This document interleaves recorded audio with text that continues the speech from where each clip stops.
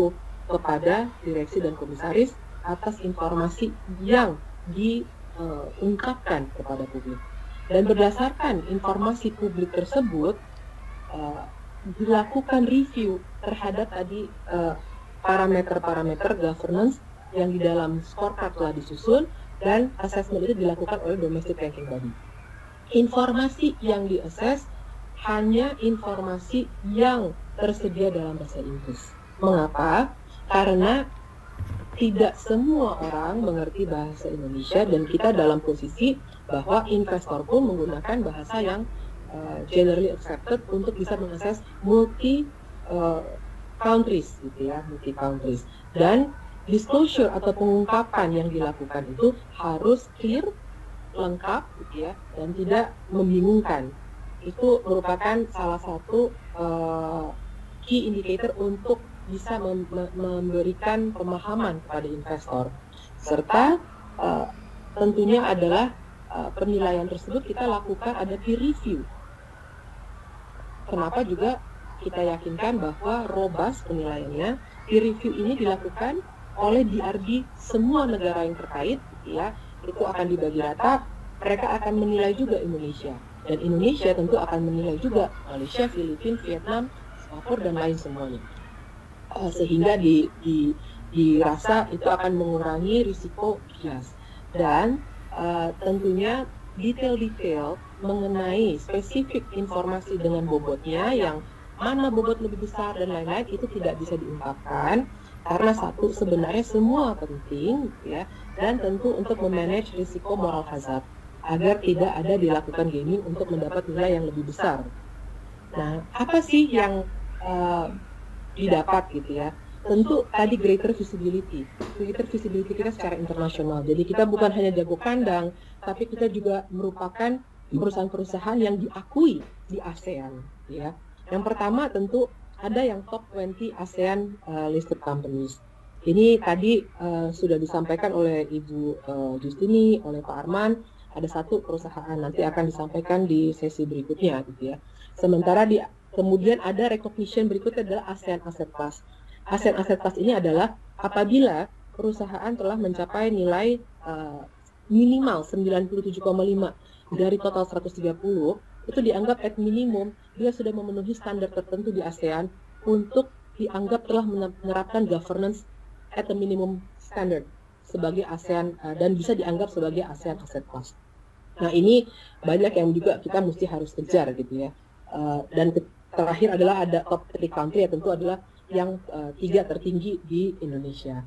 Jadi sebenarnya ini adalah inisiatif ACFF yang juga merupakan tentunya inisiatif dari Indonesia sebagai bagian daripadanya untuk bisa meningkatkan visibility investor dan juga global terhadap kualitas dari perusahaan-perusahaan di Indonesia. Sebuah kesempatan sebenarnya untuk kita semua bisa meningkatkan praktik tata kelola kita dengan baik. Nah, mungkin itu yang saya sampaikan di awal ini, dan akan dilanjutkan oleh Pak Gede untuk detail-detail mengenai bagaimana kondisi kita di Indonesia saat ini dibandingkan yang lain, dan juga nanti mengenai hal-hal yang terkait spesifik dari scorecard itu sendiri. Ya, terima kasih Bu Angela. Izin untuk melanjutkan pemaparan. Jadi di materi yang akan saya sampaikan, saya ingin menyampaikan mengenai progres terkait dengan perkembangan HCGS di Indonesia khususnya seperti apa. Oke. Di sini kalau kita bisa lihat secara progres sebenarnya positif ya Bapak Ibu ya. Jadi penilaian ini pertama kali dilakukan di tahun 2012 dan yang terakhir kemarin tahun 2021. Kalau kita lihat terjadi progres atas nilai tertinggi yang bisa dicapai oleh salah satu PLC kita, yang rata-rata pun juga jadi kenaikan, termasuk juga nilai terendah juga ada kenaikan dari awal penilaian di tahun 2012. Namun kalau kita perhatikan tadi juga Ibu serta sampaikan di awal mengenai rata-rata negara, apa rata-rata hasil penilaian di seluruh negara yang di-assess itu kurang lebih ada 88 skornya tercapai. Di Indonesia kalau kita perhatikan rata-rata nilai yang didapat oleh PLC Indonesia itu hanya 77. Jadi kalau bisa dibilang secara rata-rata negara pun kita masih di bawah rata-rata dari seluruhan perusahaan yang diuji yang kali 88. Gitu. Jadi kita memang progres, tapi progres kita tidak signifikan seperti yang dilakukan oleh perusahaan-perusahaan di negara lain. Mereka, kalau saya bisa ilustrasikan, kita jalan pelan, mereka lari. Jadi memang butuh mungkin nanti bantuan dari Bapak Ibu untuk mulai mencoba mengadopsi, melihat lagi nih kriteria ACGS, apa yang bisa kita lakukan nih, gitu kan ya. Dan tentunya nanti akan berkontribusi kepada hasil penilaian terhadap negara kita. Karena kalau Bapak Ibu perhatikan, dari tahun 2012 sampai 2021, posisi kita itu bukan nomor 1, bukan nomor 2 dari depan, tapi kita nomor 2 dari urutan terakhir. Posisi kita hanya lebih baik dari Vietnam. Kan selama ini kita selalu berasumsi bahasa kita besar, sumber daya manusia kita banyak, populasi kita besar, sumber daya alam kita banyak gitu ya. Tapi ternyata pada saat kita diperbandingkan terkait dengan pengungkapan tata kelola dengan standar yang sama, ternyata kita hanya lebih baik dari Vietnam.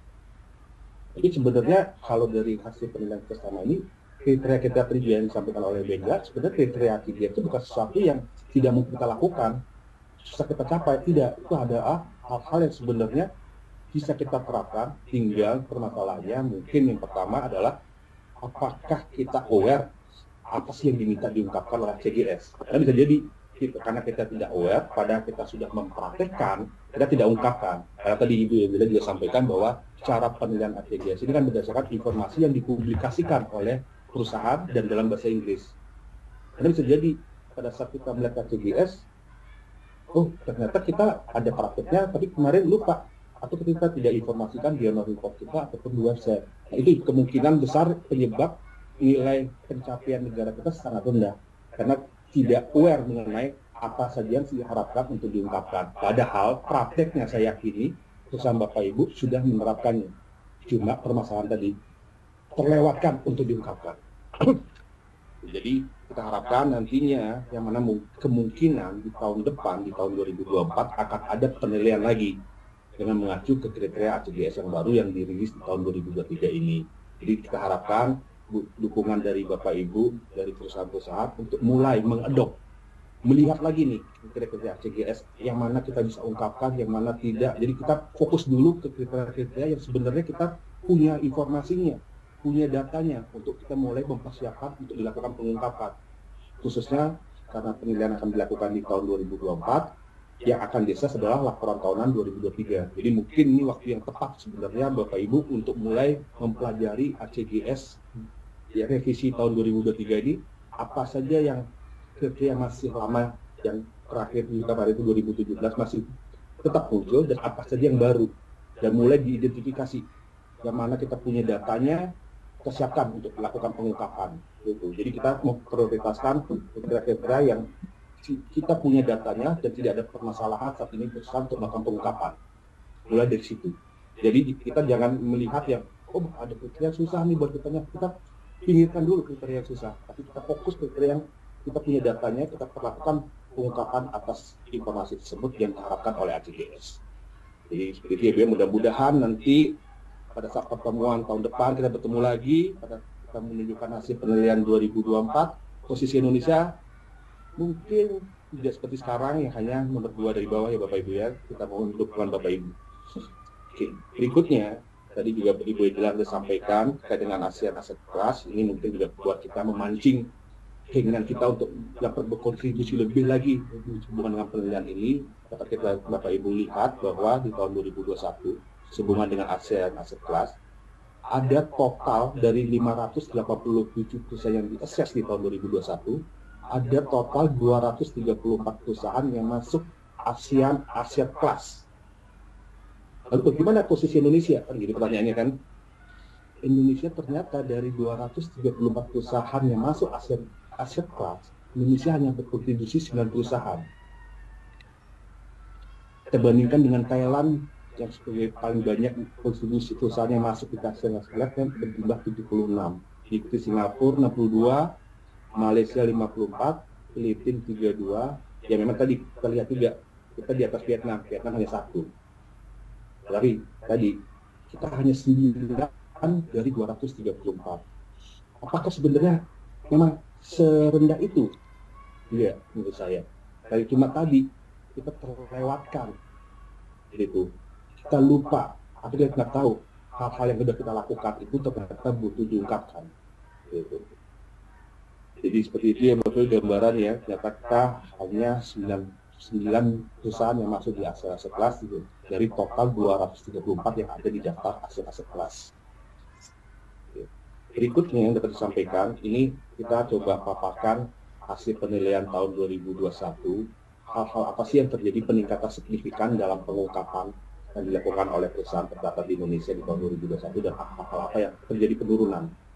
Yang pertama terkait dengan peningkatan, jadi banyak pengungkapan perusahaan-perusahaan sudah mulai untuk mengungkapkan kepemilikan saham langsung atau tidak langsung dari senior manajemen dalam hal ini BOC dan BOD, jadi sudah mulai aware mengenai kebutuhan pengungkapan kepemilikan saham mereka, lalu juga memberikan kemudahan untuk pemegang saham memperoleh dokumen proxy. Jadi kalau sebelumnya saya ingat informasinya bahwa dokumen proxy harus diambil di kantor, gitu kan, di kantor PAE, gitu kan. Nah sekarang sudah mulai dipermudah pemegang sahamnya untuk memperoleh akses ke dokumen proxy yang mana bisa langsung di-download di website perusahaan seperti itu.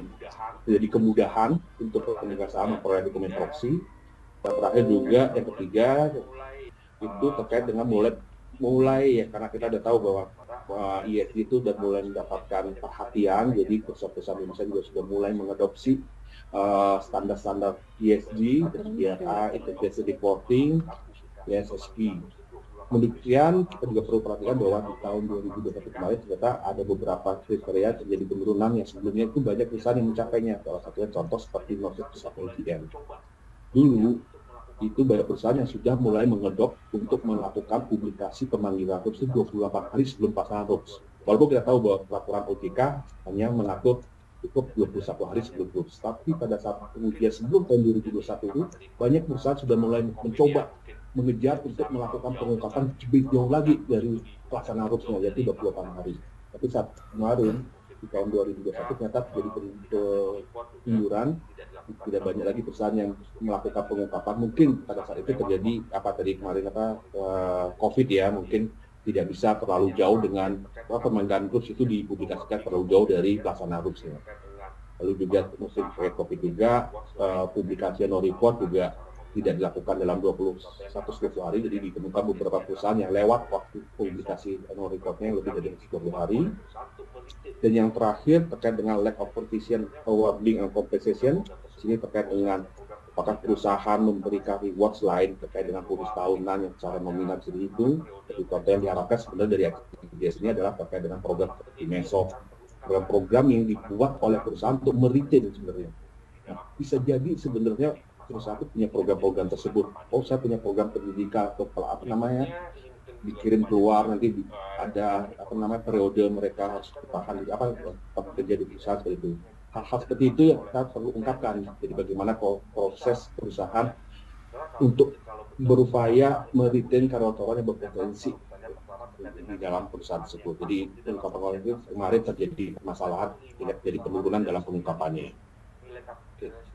Berikutnya ini mungkin juga banyak juga yang saya dapat informasi, Pak, susah kita nerapin ACGS. Itu kan ACGS yang mungkin bisa diterapin oleh perusahaan yang nilai kapitalisasinya besar, gitu kan ya.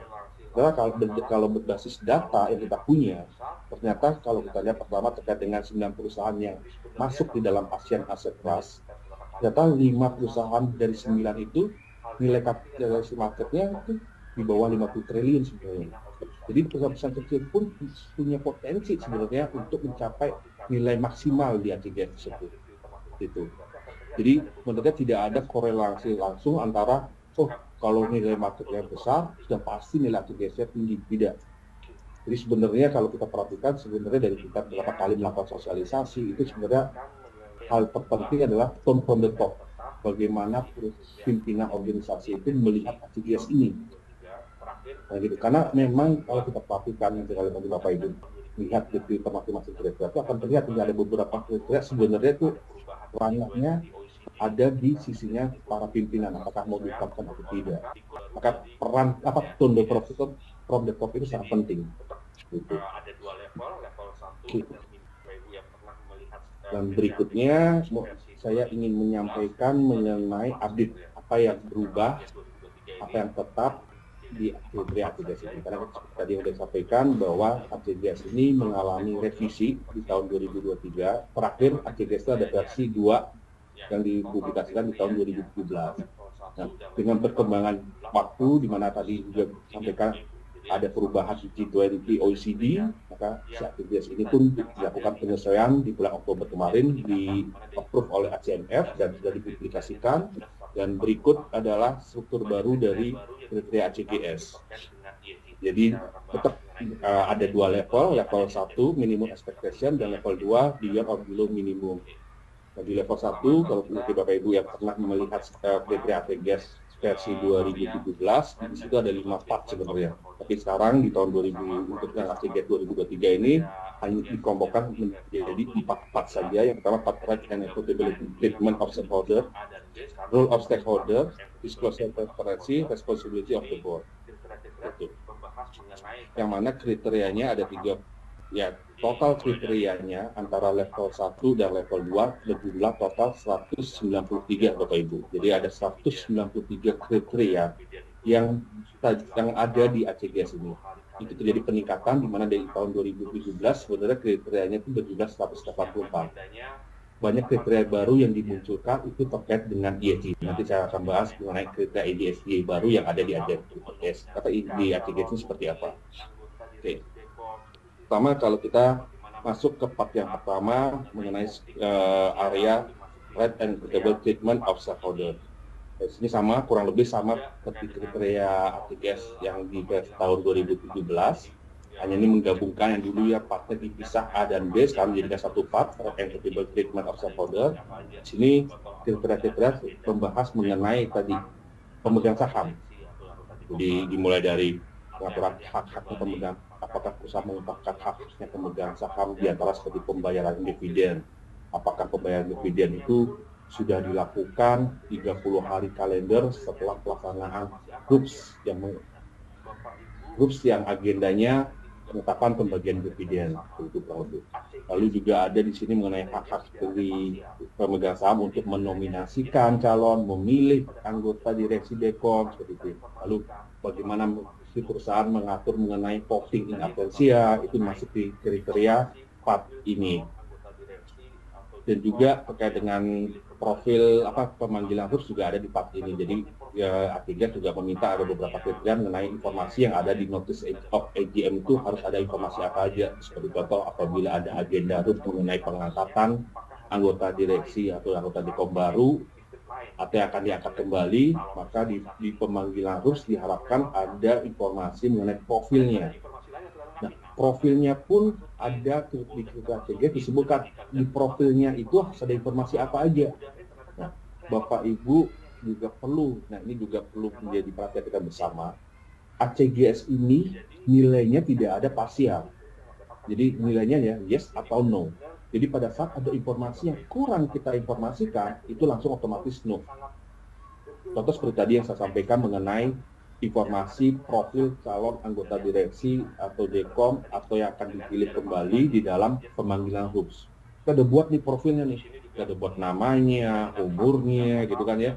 Kita ada informasikan juga pengalamannya. Ternyata kita kelewat nih, karena di ACGS ternyata meminta adanya apakah ada jabatan lain di perusahaan PB listed lain yang dipegang oleh calon tersebut saat ini. Ternyata terlewatkan. Padahal kita ada informasi lain yang kita lengkapi, nama kita ada masukin, umur udah kita masukin, pendidikan udah kita masukin informasinya, pengalaman juga udah, ternyata kita lewat satu poin ini yang diminta. Ternyata ya itu menjadi yang terlewat itu menjadi itu yang mendapatkan nilai di ACGS itu. Jadi benar-benar nantinya Bapak Ibu pada saat melihat kriteria ACGS benar-benar sangat betul memperhatikan apa yang sudah diminta. Jangan ada yang terlewat satu pun dari apa yang diminta. Karena pada saat tadi penilaian tidak ada parsialnya, yes atau no. Di sini juga mengenai penilaian dengan hak pemegang saham juga ini ada kewajiban kriteria mengenai bahwa Pak Gede, ya, suaranya sepertinya tidak terdengar karena lagi ada announcement. Boleh ditunggu sebentar. Oke.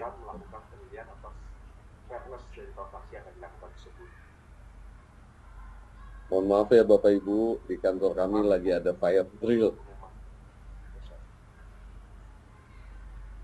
Ya, Silakan Pak Gede dilanjutkan. Lanjutkan lagi, tadi itu yang terakhir terkait dengan kriteria ACGS yang di part ini, yaitu mengenai penjelasan mengenai penunjukan pihak independen apabila terjadi RUPS untuk mengambil keputusan terkait dengan akuisisi dan merger. Salah satunya seperti itu. Jadi si ACGS ini mengharapkan apabila ada rencana ada rencana merger atau akuisisi yang membutuhkan persetujuan dari pemegang saham, maka prosesnya harus dilakukan oleh pihak independen. Pihak independen diharapkan melakukan penilaian atas fairness dari transaksi yang akan dilakukan tersebut. Maaf ya Bu, tunggu dulu pengumuman.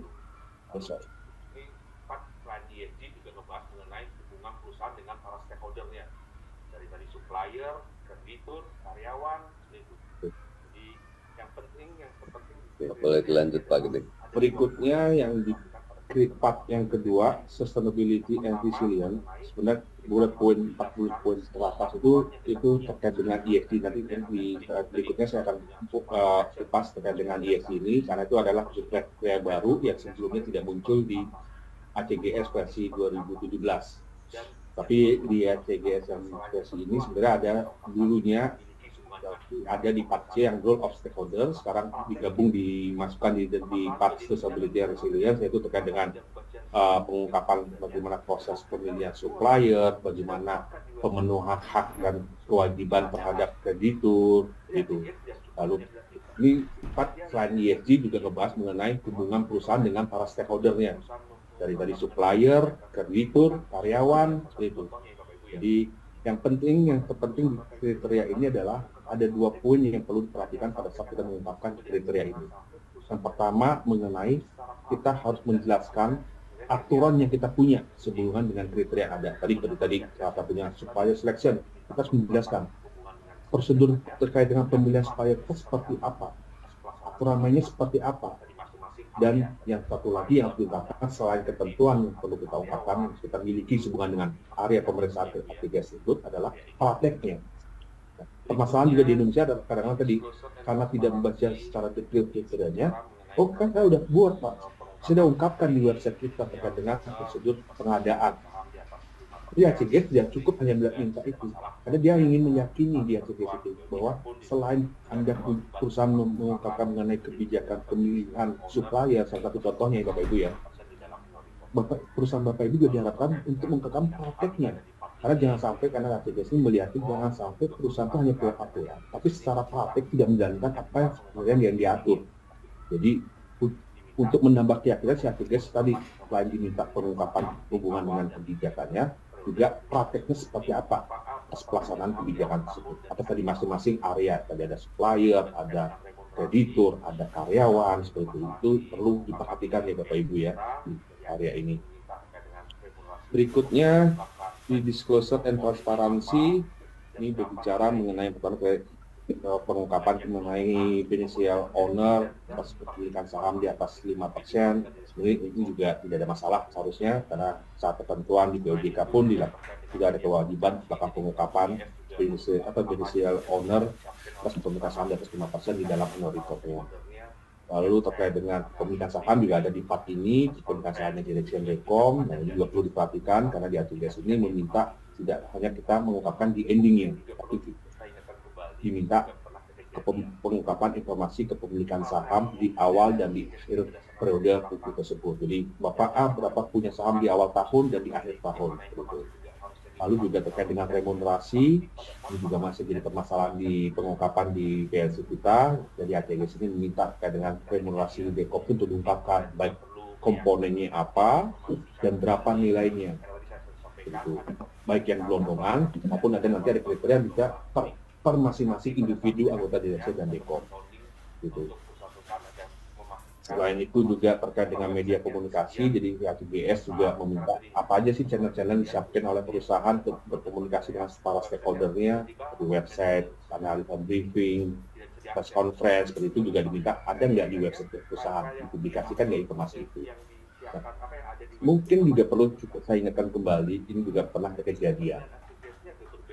karena penilaian ACGS ini berdasarkan pengungkapan yang dilakukan oleh perusahaan ke publik, yang mana informasi itu juga harusnya diungkapkan dalam websitenya, tapi pada saat pelaksanaan penilaian ternyata website perusahaan Bapak Ibu itu down atau tidak bisa diakses. Itu ada kejadian.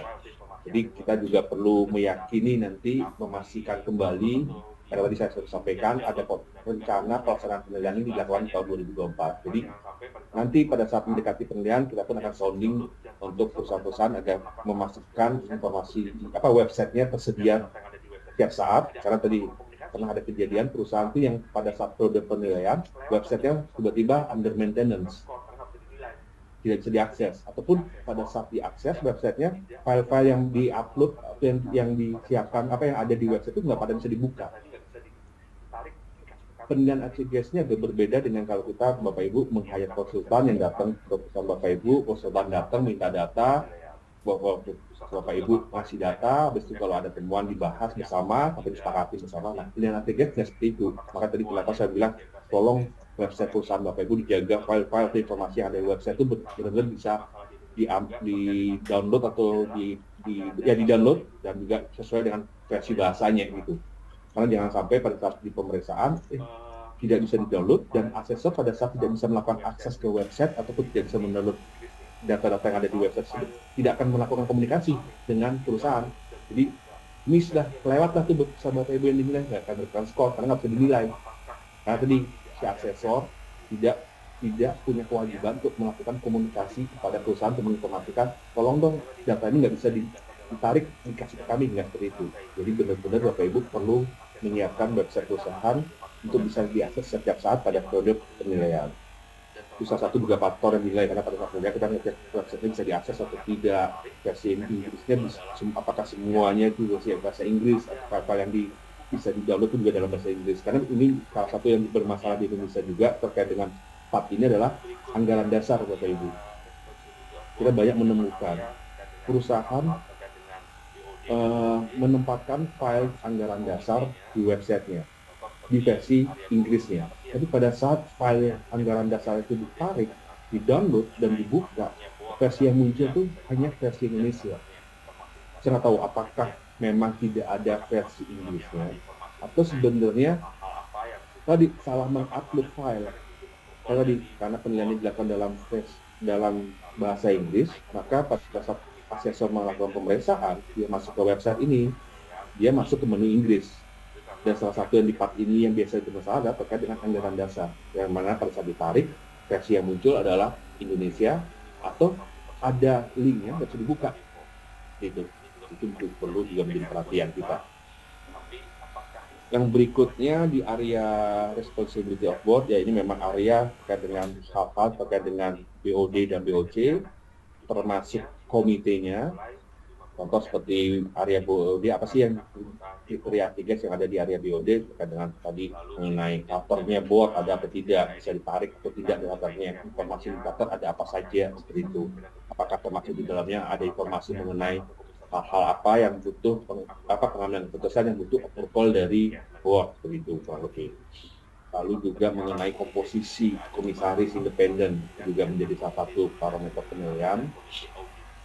Itu karena di ACGS ini sudah disepakati bahwa komisaris independen, komposisi komisaris independen itu adalah minimal 50% dari seluruh anggota DPOM. Ini juga mungkin masih menjadi PR buat kita, tapi apakah itu banyak juga perusahaan di Indonesia yang sudah mulai mengadop kriteria tersebut, yang mana dari komisaris independennya jumlahnya sudah mulai 50% dari keseluruhan anggota DPOM.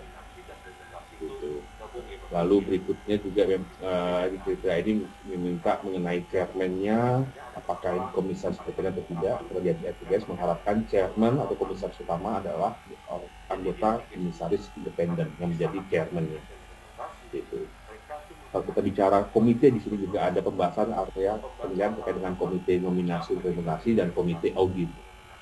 Apa aja kriteria terkait dengan komite nominasi dan komite audit? Pertama pastinya komposisi anggotanya siapa aja, lalu siapa pimpinannya, ketua komite tersebut, gitu. Lalu job desk-nya mereka apa, roles and responsibility-nya, lalu juga terkait dengan rapat, agenda rapat, pembahasannya apa aja yang dilakukan oleh komite tersebut. Nah, mungkin yang perlu saya sampaikan, kalau di kita di Indonesia, kan rata-rata kita tuh komite nominasi dan remunerasi itu gabung ya Bapak Ibu ya. Nah, di ATGS itu dibedakan. Nah, karena kita digabung, biasanya ada permasalahan nih pada saat pengungkapan, khususnya terkait dengan pelaksanaan rapat. Jadi di ATGS ini, karena dipisah antara nominasi dan remunerasi, mereka tuh ada ketentuan yang mengatur bahwa pelaksanaan rapat untuk membahas agenda remunerasi atau nominasi itu minimal 2 kali dalam setahun. Permasalahan di kita karena digabung, banyak kita tuh mengungkapkan, ya kita komite nominasi remunerasi kita harus melakukan rapat sampai 6 kali, 10 kali. Tapi agendanya nggak diinformasikan. Kita nggak tahu, ini agendanya dia ada 10 kali rapat, apakah ngebahas remunerasi dan nominasi keseluruhannya, atau jangan-jangan ini hanya ngebahas remunerasi aja, nominasi nggak pernah dibahas. Makanya kita menyarankan nanti terkait dengan pembahasan pengungkapan atas kriteria rapat komite nominasi dan remunerasi ini, Bapak Ibu perlu memikirkan berapa kali komite nominasi remunerasi dipersiap Bapak Ibu melakukan rapat sehubungan dengan remunerasi dan berapa kali membahas sehubungan dengan nominasi. Diperjelas gitu. Karena itu juga ada beberapa perusahaan yang tadi secara jumlah dia lebih dari apa disyaratkan ATGS, tapi karena dia tidak mendefine ini rapat terkait nominasi atau remunerasi jadi bermasalah. Karena tadi yang asesor hanya menilai untuk informasi secara lengkap. Kalau kita tidak bisa mengambil oke lah mungkin ini ya, tidak bisa menduga-duga. Jadi kalau kalimatnya nggak clear itu nggak akan dinilai. Walaupun tadi secara jumlah kan lebih Pak, iya, tapi kita nggak bisa yakin apa yang dibahas di rapat tersebut karena tidak jelas agenda yang tidak ada informasi agenda rapatnya. Gitu. Jadi kurang lebih di area responsibility of board itu ngebahas mengenai BOD, BOC, komite, dan yang terakhir terkait dengan penilaian kinerja board dan komite tersebut. Oke. Berikutnya ini beberapa poin yang mungkin bisa kita sampaikan, hal-hal yang masih menjadi challenge buat perusahaan Indonesia dalam melakukan pengungkapan. Kalau kita bicara yang pertama di part right and accountability treatment of shareholder, yang permasalahan pertama mengenai yang banyak perusahaan belum diungkapkan itu mengenai detail of auditors seeking appointment at AGM notice. Jadi kita perusahaan-perusahaan di Indonesia itu masih banyak di dalam pemanggilan tugasnya yang terkait dengan agenda penetapan KAP tidak menginformasikan profil KAP yang akan ditetapkan di RIMS. Gitu. Yang kedua, tidak ada informasi mengenai apakah perusahaan itu mewajibkan Dewan Komisaris dan Direksi untuk melaporkan transaksi saham perusahaan yang mereka lakukan dalam waktu 3 hari kerja. Gitu. Lalu berikutnya apalagi yang bermasalah di part ini adalah mengenai tidak adanya pengungkapan mengenai apakah perusahaan itu mengizinkan atau tidak mengizinkan pemberian pinjaman kepada direksi atau dekom. Nah, ini juga kadang-kadang yang saya perhatikan pada saat diskusi dengan emiten, iya Pak, kan kita tidak memberikan pinjaman, tidak mengizinkan direksi melakukan pinjaman ke perusahaan. Kalau memang tidak mengizinkan, kita pun belum mendeklar. Karena biar orang yang mengakses informasi di website Bapak, di website perusahaan Bapak Ibu tahu, perusahaan ini tidak mengizinkan. Gitu. Ini juga masih bermasalah terkait dengan pengungkapan mengenai pemberian pinjaman kepada direksi sektor. Kalau diizinkan seperti apa polisinya, kalau tidak diizinkan kita tidak diizinkan karena ketentuan. Lalu terkait dengan sustainability and resilience, tadi kita bermasalah masih terkait dengan pengungkapan supplier of contractor selection procedure, creditor right, itu. Lalu apalagi tadi terkait dengan reward compensation policy yang tadi saya sampaikan. Jadi rata-rata tadi, kita udah baru hanya ungkapkan kebijakannya, praktiknya kelewat. Di part sustainability resilience itu rata-rata kriteria itu selalu meminta aturan yang dibunyikan perusahaan seperti apa atas kriteria tersebut dan praktiknya. Jadi jangan kita kelewat salah satunya. Gitu. Lalu yang di area disclosure and transparansi, Itu ya terkait remunerasi ya, tadi saya juga sampaikan itu masih jadi permasalahan buat pengungkapannya di Indonesia. Jadi banyak perusahaan yang masih belum bersedia melakukan pengungkapan mengenai fee structure atau remunerasi yang diterima oleh Dewan Komisaris dan Direksi. Padahal sebenarnya kalau kita perhatikan, mungkin Bapak Ibu juga aware, POJK laporan tahunan sebenarnya sudah mewajibkan informasi mengenai tadi remunerasi yang diterima oleh Direksi Dekom itu untuk diungkapkan di dalam laporan tahunan. Sebenarnya ini bukan hal yang istilahnya, wah susah Pak, nggak bisa Pak, ini ACGS aja yang minta. Ya sebenarnya atas kriteria remunerasi dan fee ini, fee structure untuk remunerasinya Direksi dan Dekom itu sebenarnya sudah diatur oleh OJK dalam POJK laporan tahunan 2021 untuk diungkapkan di dalam laporan tahunan. Jadi kita harapkan sebenarnya ACGS ini banyak hal sebenarnya apa yang diminta di ACGS ini sebenarnya sudah diatur oleh OJK. Salah satu tadi di dalam SEOJK laporan tahunan 2021. Gitu. Jadi kami harapkan tadi remunerasi ini sudah mulai coba dilakukan kajian, karena bukan mulai diungkapkan karena baik ketentuan sudah diminta. Gitu.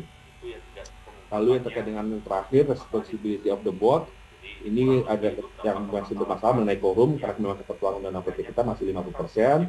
Di ACGS ini sudah menetapkan bahwa minimum quorum itu minimal 2/3. Lalu terkait dengan penyampaian materi rapat kepada Dekom atau Direksi, itu juga masih bermasalah, di mana kita ini meminta bahwa materi itu harus disampaikan 5 hari kerja sebelum pelaksanaan rapat. Nah, gitu. Jadi itu masih bermasalah. Dan yang terakhir terkait dengan ini pengukuran mengenai pemberian remunerasi, apakah kita ada ketentuan mengenai clawback provision atau deferred bonus.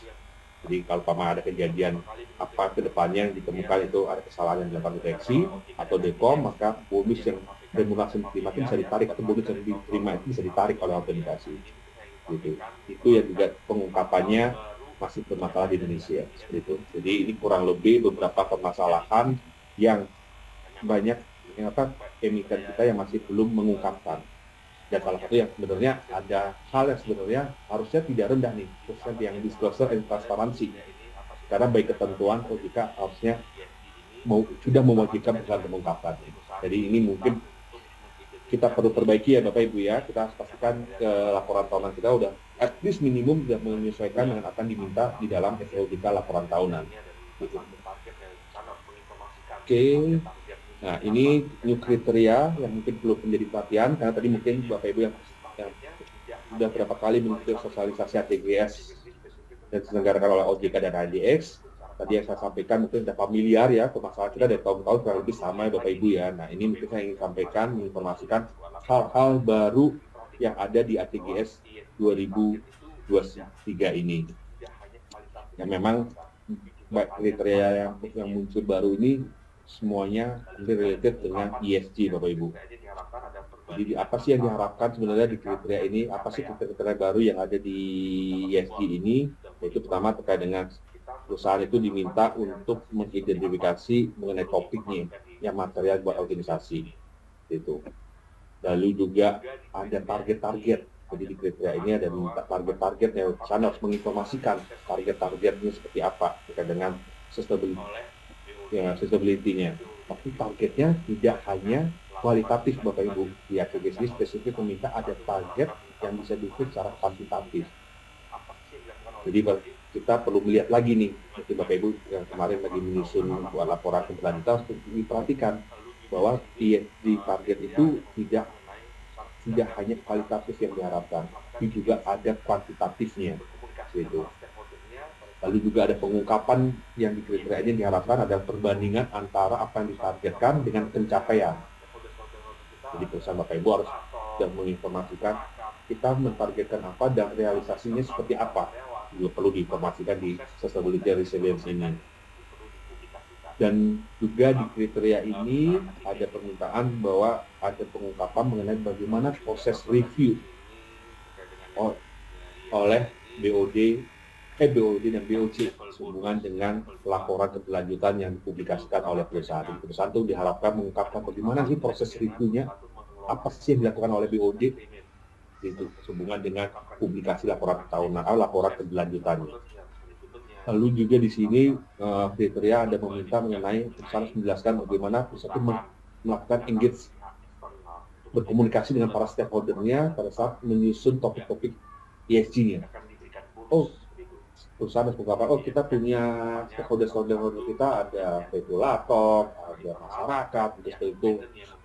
Itu ada internal kita, karyawan. Nah itu gimana proses kita engage sama merekanya, itu perlu dipublikasikan di dalam berdasarkan ACGS ini. Lalu juga apalagi di sini terkait dengan yang ESG ini, yang di level bonus, yang di level 2, itu pertama terkait dengan ada pengungkapan mengenai bagaimana perusahaan itu mengelola risiko-risiko sebenarnya climate dan opportunity. Diungkapkan bagaimana dari sisi prosesnya, governance-nya, manajemennya, itu diungkapkan. Di level 2 ini juga mengenai apabila perusahaan menggunakan pihak eksternal untuk memberikan assurance atas laporan keberlanjutan, itu juga akan diberikan bonus seperti itu. Jadi di expect ke depannya perusahaan-perusahaan itu ya tidak hanya secara internal, tapi ada pihak independen yang memberikan assurance gitu. Dan di ACGS ini kita tidak cukup hanya bilang bahwa laporan kita sudah divalidasi atau diakses oleh pihak eksternal. Nah, pihak eksternal itu juga diminta untuk diungkapkan. Jadi siapa nih pihak yang memberikan assurance tersebut? Gitu. Lalu tadi engagement channel with stakeholder, jadi tadi yang di level 1 bicara bagaimana berinteraksi dengan para stakeholder dalam mendefine tadi topik ESG. Nanti salurannya, lalu bagaimana perusahaan merespon, itu ada di level 2, perlu ada pengungkapannya juga. Lalu juga di sini karena ini ESG bukan hal yang kecil, ini ada kompleks dalam pengungkapannya atau dalam penyiapannya. Jadi di ACGS ini juga di level 2 ada pertanyaan terkait apakah perusahaan punya fungsi atau unit kerja yang menangani ESG. Gitu. Lalu berikutnya di Board Oversight of Sustainability Related Risk and Opportunity, yang harus dijelaskan kalau tadi di level 1 tuh di sisinya direksi, dan di level 2 ini di sisi Dekom. Bagaimana fungsi Dekom ini melakukan pengawasan, menjalankan fungsi pengawasan atas implementasi ESG-nya perusahaan. Jadi dijelaskan mengenai bagaimana prosesnya, bagaimana keterlibatan mereka, mungkin tadi ada rampas, segala macam, itu perlu diinformasikan. Itu menunjukkan tadi bagaimana proses Dewan Komisaris melakukan pengawasan atau implementasi ESG di perusahaan.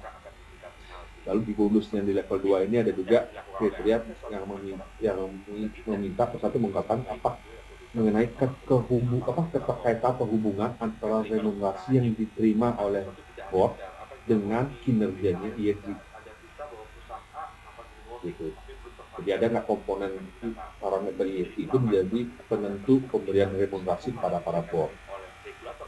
Dan yang terakhir di level 2 ini mengenai WBS, ini juga baru bahwa WBS diharapkan untuk dikelola oleh pihak independen. Gitu. Dan yang terakhir terkait yang baru juga itu di area penalti, yaitu mengenai greenwashing. Jadi kalau pamannya nanti asesor menemukan adanya praktik greenwashing yang dilakukan oleh perusahaan, maka akan diberikan penalti. Tapi yang dilakukan oleh asesor bagaimana cara untuk mendeteksi greenwashing ini tentu baik juga atau riset dan melakukan koordinasi dengan para regulator. Karena tadi kalau kita hanya asesor itu tidak hanya bicara di berita ada berita bahwa perusahaan A melakukan greenwashing tapi belum tervalidasi, itu tidak akan digunakan. Jadi selama akhirnya terbukti ada hukuman yang diberikan oleh regulator pada perusahaan itu, baru akan diberikan penalti terkait dengan greenwashing tersebut. Jadi itu satu kriteria baru di bagian penalti sebagai terkait dengan ESG, yaitu terkait dengan greenwashing. Jadi kurang lebih seperti itu Bapak Ibu yang terkait dengan ESG. Dan yang terakhir ini mungkin tadi Bapak Ibu ini cepat amat ngomongnya nih, apa ini dijelaskan ya. Jadi Bapak Ibu bisa masuk ke websitenya ACMF untuk bisa melihat lebih detail lagi kriteria ACGS-nya seperti apa. Yang tadi saya sampaikan, total kriteria itu ada 193 kriteria yang terbagi ke dalam 2 level dan 4 part. Gitu. Jadi Bapak Ibu bisa mendownload, tinggal masuk ke websitenya PNF, tinggal di-download standar atau ACGS-nya. Nanti Bapak Ibu tinggal pelajari nih dari semua kriteria yang ada. Tadi seperti yang saya sampaikan di awal, Bapak Ibu tinggal melakukan self-assessment nanti, bisa gitu kan. Yang mana kita punya informasinya, yang mana tidak, yang mana sudah kita ungkapkan, yang mana yang tidak, yang mana sampai saat ini kita masih belum bisa ungkapkan, gitu kan, perlu konsultasi ke direksi atau dekons, gitu. Kita mulai melakukan pemetaan Bapak Ibu, dan mulai tadi, karena ini waktunya kebetulan bersamaan dengan perencanaan no report, mulai ini kita punya datanya, kita mulai masukkan ke no report kita. Mungkin dari saya, demikian Bapak Ibu. Apabila ada hal-hal yang ingin ditanyakan sehubungan dengan CGS Revised Oktober 2023 ini, silakan. Terima kasih. Baik, terima kasih Pak Gede. Boleh di stop share screen-nya. Saya izin menggunakan kamera 360 dan saya off background-nya.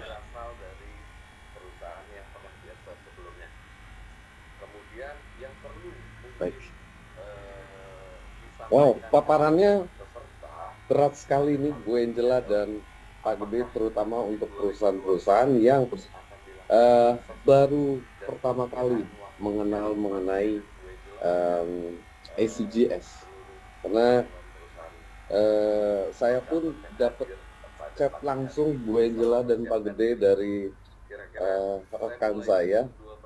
Saya izin menyampaikan pertanyaan dari dia. Yang pertama adalah dia nanyanya begini, Bos, sebenarnya ACGS ini mandatori atau enggak? Itu pertanyaan pertama, karena saya assume rekan saya ini bukan berasal dari perusahaan yang pernah diakses sebelumnya. Kemudian yang perlu mungkin disampaikan kepada peserta pada kali ini adalah apakah di 2024 akan dilakukan assessment dan perkiraan waktunya nih Pak Gede dan Bu Angela agar seluruh perwakilan perusahaan tercatat yang hadir pada pagi hari ini bisa mempersiapkan diri. Kira-kira saya mulai dengan 2 pertanyaan itu dulu. Nanti saya akan juga setelah ini saya akan pick up pertanyaan dari peserta yang sudah cukup banyak masuk di fitur Q&A. Silakan Bu Angela, Pak Gede. Mungkin saya sedikit aja. Kalau wajib enggak Pak Hari ya. Tidak ada dalam peraturan perundangan disebutkan harus menerapkan Asian Corporate Governance Scorecard gitu. Tetapi ini adalah sesuatu yang justru meningkatkan kapabilitas dari perusahaan kita sebenarnya untuk kita bisa maju ke depan dengan tata kelola yang lebih baik. Tentunya kita harap perusahaan-perusahaan kita akan lebih sustain ke depannya. Mungkin secara umum kalau mengenai wajib dan tidak seperti itu. Tetapi tadi juga disampaikan oleh Pak Gede ya bahwa dari beberapa peraturan-peraturan kita itu sudah juga mengabsorb hal-hal yang ada di dalam corporate governance scorecard-nya ASEAN gitu. Jadi tidak ada yang menyimpang, malah kita akan bisa menjadi excel gitu ya, lebih daripada sekedar rata-rata. Mungkin gitu. Silakan Pak Gede kalau ada yang mau ditambah. Mengenai apakah 2024 akan dilakukan assessment dan kira-kira bulan berapa biar bisa aware nih peserta yang hadir pada pagi hari ini. Oh, saya harus nyiapin AR-nya baik tanggal berapa, rupsnya tanggal berapa, informasi apa aja yang harus disiapkan. Saya yakin informasi yang disampaikan Bapak Ibu tadi ini memenuhi pikiran peserta. Oh, banyak banget ya yang harus saya perbaiki. Dan saya yakin ini harusnya kerja cross divisi dari perusahaan tersebut gitu ya, nggak bisa dilakukan oleh Polsek saja. Kira-kira begitu Pak Gede, mohon pencerahannya.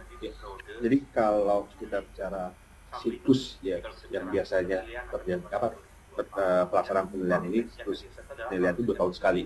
2 tahun secara sekali ya. Jadi kita sampaikan bahwa terakhir itu dilakukan penilaian di tahun 2021 dengan menggunakan AR 2020. Jadi sebenarnya berarti itu udah 3 tahun ya Pak Gede? Iya, karena kan di tahun 2023 ini seharusnya penelitian dilakukan kan kalau mengikuti siklus. Iya. Tapi permasalahan di tahun 2023 ini kan ada revisi. Iya. Jadi saya meyakini bahwa penelitian ACGS ini akan dilakukan di tahun depan, di tahun 2024. Yang mana kalau kita lihat siklusnya lagi, pelaksanaan penelitian itu biasanya akan dilakukan di bulan-bulan nanti Agustus, September, Oktober. Agustus, September, Oktober. Dengan periode yang di-assess. Praktek yang di-assess itu adalah praktek yang terjadi di periode Juli sampai Juni. Jadi kalau kita bicara penelitian akan dilakukan di 2024, artinya praktek yang akan di-assess adalah praktek yang dilakukan oleh perusahaan dari periode Juli 2023 sampai Juni 2024. Oke. Itu. Jadi istilahnya yang akan di-assess bukan Januari sampai Desember, tapi yang akan di-assess kalau terjadi penelitian di tahun 2024 adalah praktek yang dilakukan oleh perusahaan dari Juli 2023 sampai Juni 2024. Baik. Jadi kalau contoh seperti kita bicara tadi ada kriteria bicara mengenai RUPS gitu kan ya. Kalau ada RUPS di antara periode itu 2 kali, 3 kali, semua itu akan diperiksa. Jadi bukan hanya RUPS yang terakhir, tergantung kriteria kita. Kan ada yang RUPS yang pemanggilan RUPS gitu kan. Harus ada informasi apa aja. Oh kalau terjadi di beberapa kali di periode itu, ya kita akan lihat. Kalau LB-nya 3 kali, 3-3-nya akan di-assess. Tapi memang gitu ya. tadi ada kriteria yang spesifik itu terkait dengan RUPS tahunan. Ya. Ada juga tadi masalah akuisisi merger kan itu kemungkinan bisa di luar RUPS tahunan di LB pun akan diperiksa. Gitu. Baik. Jadi kita harus meyakini nanti Bapak Ibu atas aktivitas yang kita jalankan dari periode tadi Juli 2023 sampai Juni 2024 kita mulai coba mengadop apa yang diminta CGS. Gitu. Baik. Mungkin Jadi, saya tambahin sedikit Pak silakan, Ari ya. Bu Angela. Walaupun tadi sampai dengan Juni 2024, tetapi khusus untuk informasi yang dipublish di annual report, kita akan pakai annual report tentu annual report 2023. Termasuk SR-nya ya Bu ya? Ya tentu, Oke. karena kan itu dirilis dalam periode Ya. assessment. Namun juga tadi Pak Gede sampaikan agar siap-siap karena tidak akan ada informasi ke masing-masing perusahaan. Hari ini lagi di review loh, itu nggak akan ada gitu ya. Jadi mungkin setiap emiten tidak akan tahu kapan harinya dia akan di assess. Jadi sebenarnya kita dikasihin nih peserta dikasih tahu 2024 akan dilakukan assessment kira-kira di Agustus, September, Oktober gitu ya, kira-kira apa gitu ya. Baik, terima kasih atas penjelasannya. Saya izin untuk pick 2 pertanyaan dari peserta. Yang pertama dari Bapak Dwi Heru Sucahyo. Beliau menyampaikan untuk scorecard ini pengisiannya menggunakan dasar data apa saja dan apa saja yang harus diungkapkan. Mungkin tadi di slide sebenarnya ada hint-nya, mungkin bisa dicatat dulu ya Pak Gede. Kemudian pertanyaan yang kedua adalah dari Ibu Talia Riyadi. Apa ada materi untuk mengetahui metodologi lebih detail mengenai scorecard ini? Untuk sementara pertanyaannya itu terlebih dahulu. Saya izin menjawab yang pertama dari Bapak Dwi Heru Sucahyo ya. Pengisiannya menggunakan dasar data apa? Ini sebenarnya ya tadi penelitian itu bukan perusahaan melakukan assessment, ngasih hasilnya seperti apa. Nah, tapi kita lakukan internal untuk kebutuhan internal nggak ada masalah. Karena kan tujuan tadi kita mengisi masing-masing kita seperti apa pengungkapannya kan sebenarnya buat internal mengetahui sejauh mana kita sudah menerapkan apa yang diminta CGS gitu kan ya. Jadi sebenarnya data-datanya itu data-data internal gitu ya Bapak Ibu ya. Jadi ya tadi kriteria minta apa di internal kita seperti apa nih prakteknya, tidak seperti itu. Itu mungkin ya pengisiannya. Lalu berikutnya apa ada metode pengetahuan metodologi lebih detail. Nah mungkin yang masuk metodologi ini mungkin Bapak Ibu nanya apakah ada kriteria yang lebih apa semua kriteria itu bisa saya lihat di mana gitu kan ya. Karena ya tadi kalau metodologi kan sebenarnya tadi dari Ibu yang saya sampaikan penelitian ini tadi berdasarkan informasi yang tersedia di publik gitu kan ya. lalu ada proses nanti asesor yang mengecek dulu, habis itu ada proses peer review itu divalidasi oleh negara lain gitu kan ya, sampai keluar hasil finalnya gitu kan ya. Tapi kalau tadi maksudnya adalah saya mau tahu dong 193 kriteria yang ada di ACGS di mana, tadi saya sampaikan di itu ada slide di yang website terakhir ya tadi ya Pak Gede ya. Iya, tinggal masuk sebenarnya ke website ACMF. Mungkin saya coba izin biar kita punya bayangan. Saya izin share. Silakan Pak screen Gede. ya. Standar yang diakui internasional, salah satunya G20. Nah, di slide. Ini tampil ya, Bu? Kita Tampil? Tampil ya. Jadi kita tinggal masukin key ACMF, lalu akan muncul websitenya ACMF. Kita tinggal klik ini website. Jadi di sini Bapak Ibu kalau mau mencari, tinggal masuk website. Nah, di sini ada di bagian menu inisiatif, Bapak Ibu bisa masuk ke submenunya Corporate Governance. Di sini ada beberapa, tadi ada scorecard yang tahun sebelumnya, hasilnya seperti apa, reportnya. Nah, ini yang 2023, Bapak Ibu tinggal download. Nah, disinilah Bapak Ibu bisa menarik, mengetahui apa sih kriteria tadi yang sebanyak 193 gitu kan ya. Semua ada di sini. Termasuk juga ada informasi mengenai rujukannya. Ada di yang sebelumnya Ibu juga bilang, ini kriteria sudah mengadopsi dari patek-patek standar yang diakui internasional, salah satunya G20. Gue terinformasikan. Kenapa nih ada kriteria ini?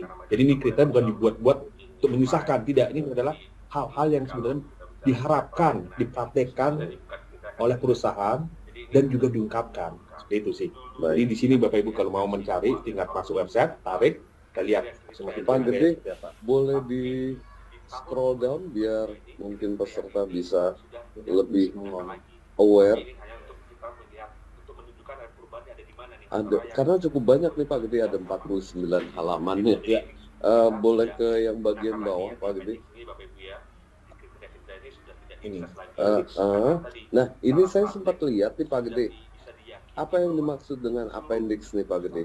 Apakah appendix ini berarti kriterianya tidak digunakan lagi? Ya. Jadi kalau Bapak Ibu juga kemarin ada beberapa pertanyaan dari emiten karena mereka sudah mulai mendownload ini file. Jadi di sini kalau kita bicara di slide terakhir mengenai appendix ini sebenarnya ini bukan kita kali ini lagi. Jadi ini hanya untuk menunjukkan dulunya di ACGS versi 2 ya tahun 2017 kriteria-kriteria ini ada. Tapi di tahun 2023 ini kriteria ini sudah tidak digunakan lagi. Tapi ini hanya untuk kita melihat, untuk menunjukkan perubahannya ada di mana nih antara yang 2023 sama versi sebelumnya. Itu. Jadi ini kita tidak gunakan lagi yang di appendix ini Bapak Ibu ya. Di kriteria-kriteria ini sudah tidak di-access lagi karena tadi secara praktek sudah bisa diyakini bahwa seluruh perusahaan yang dinilai kemarin itu sudah mempraktekkan. Jadi tanpa perlu kita periksa, tanpa kita perlu informasikan bahwa ini perlu menjadi apa, perusahaan secara sadar sudah melakukan pengungkapan atas hal-hal yang ada di appendix ini. Kayak ini ada pertanyaan yang sama oleh si tadi saya bacanya Adrian Bernardus nih, karena bertanya di bagian appendix ini ada apa penjelasannya. Ya, seperti itu ya. Terima kasih Pak Gede. Ya. Jadi atas penjelasannya Bu Angela juga. Jadi saya bisa nyatakan pertanyaan dari Pak Dwi Heru Sucahyo dan Bu Talia sudah terjawab. Jadi saya summarize dengan paparan materi yang ada, kemudian scorecard yang tadi sudah ditampilkan dan bisa di-download untuk publik. Sebenarnya Bu Talia bisa lebih memahami gitu ya kira-kira ya Pak Gede. Ya. Oke, saya juga izin lanjutkan pertanyaan dari saya pribadi yang saya ingin lebih tahu. Misalnya tadi ada kriteria dan aturan yang berlaku di Indonesia saat ini, misalnya dikeluarkan oleh OJK, tapi kebetulan tidak align dengan ACGS. Kami sebagai tentunya perusahaan yang diawasi OJK dan ingin menerapkan ACGS ini, baiknya kami ikuti yang mana Pak Gede? Tadi Pak Gede menyampaikan contohnya quorum 50% gitu ya, setengah, sedangkan di ACGS quorum attendance untuk board ini mengharapkan 2/3. Kemudian pertanyaan lanjutan dari saya, sebenarnya apa sih manfaatnya perusahaan untuk mengikuti ACGS dan tadi mendapatkan award yang bisa dirasakan perusahaan dengan secara lebih real? Kira-kira mohon masukannya Bu Angela dan Pak Gede. Jadi Pak Hari, mungkin tadi pertanyaannya saya agak miss ya. Yang ditanya, apakah kalau saya tidak diawasi OJK saya perlu menerapkan? Gitu? Oh bukan. Jadi kami sebagai perusahaan yang diawasi OJK tentu harus tunduk dengan aturan OJK. Tapi juga kami ingin memperoleh award di ACGS. Sedangkan kebetulan saat ini tidak sejalan. Misalnya kewajiban kehadiran quorum board di meeting itu kan saat ini masih 50%. Sedangkan kalau di ACGS 2/3. Kalau itu mah gampang jawabannya Pak Hari. Ya, Bu, silahkan. Kalau emang pengen menerapkan ACGS silahkan diterapkan karena tidak bertentangan. Selama tidak bertentangan gitu ya Bu ya. Jadi misalnya saya ambil contoh yang tadi ya quorum. Kan kalau mengikuti ACGS tidak menyalahi peraturan OJK. Betul. Nah, Betul. atau misalnya ada hal-hal lain yang ada beberapa yang bertanya di sini ya mengenai kenapa harus lapor di links dalam 3 hari di ACGS, kan di POJK 10 hari. Ya, 10 hari ya nggak apa-apa kalau cuma mau peraturan OJK, tapi kalau mau go beyond that, yang diakui secara ASEAN adalah standar yang diterapkan, maka 3 hari. Kalau 3 hari juga kan tidak menyalahi peraturan OJK, kecuali dibilang harus 12 hari. Gitu ya. Nah, jadi selama tidak menyalahi tidak apa-apa. Dan saya rasa bukan hanya karena diawasi OJK ya, tapi gini, kalau kita perusahaan publik, kita punya tanggung jawab kepada publik. Ya. Kita dapat dana dari publik, gitu kan ya. Tentu sudah sewajar-wajarnya kita punya akuntabilitas dan transparansi yang baik. Gitu. Jadi mungkin bukan karena kita diawasi, gitu ya, tapi karena kita punya responsibility dan accountability. Mungkin gitu Pak Hari. Makasih Bu Angela. Untuk pertanyaan yang kedua, kira-kira bagaimana Pak Gede dan Bu Angela? Apa sih manfaat yang bisa dirasakan oleh satu perusahaan yang berhasil memperoleh awarding di ACMF ini? Oh, kalau manfaatnya jangan tanya ke kami dong, tanyanya kepada emiten yang mendapatkan recognition tersebut. Gitu ya. Tapi saya rasa kalau dari sisi publik melihat, itu kan recognition yang sifatnya bukan recognition abal-abal gitu ya. Jadi itu melalui proses yang rigorous gitu, dan memang kita lihat bahwa seriously itu diterapkan di ASEAN. Jadi bukan model pembagian recognition atau pembagian award gitu. Itu something yang diakui secara region bahwa perusahaan tersebut memang punya kelas tersendiri gitu. Nah, apakah kita punya kelas tersendiri atau tidak? Itu saya rasa pilihan masing-masing gitu. Baik, makasih Bu Angela. Ini kemudian saya akan pick pertanyaan dari peserta kembali.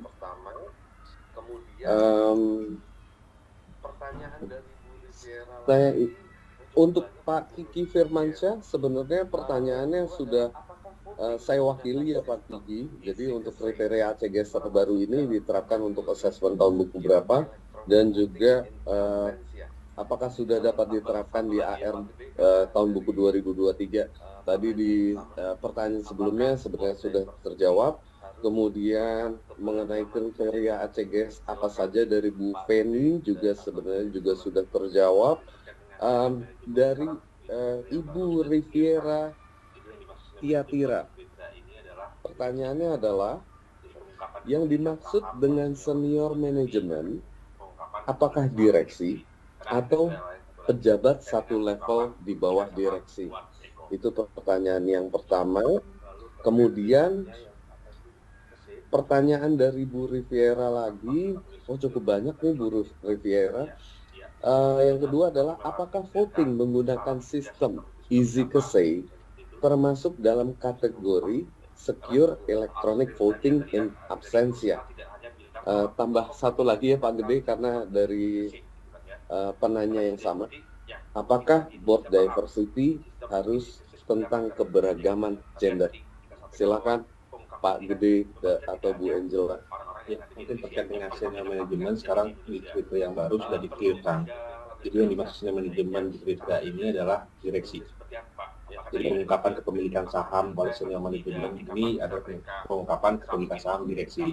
Karena ada kriteria lain satu lagi terkait dengan pengungkapan kepemilikan saham ketua Dekom. Itu. Lalu terkait berikutnya yang apa sih kesip? Apakah masuk kategori secure electronic information ya? Ya, bisa dipakai benar, tapi memang harus dikliarkan cara kerja sistem itu seperti apa. Seperti itu. Real time ya. Apa? Real time. Real time ya tadi kan. Jadi perusahaan tidak hanya bilang bahwa oh kami menggunakan sistem fisik kesip gitu kan ya.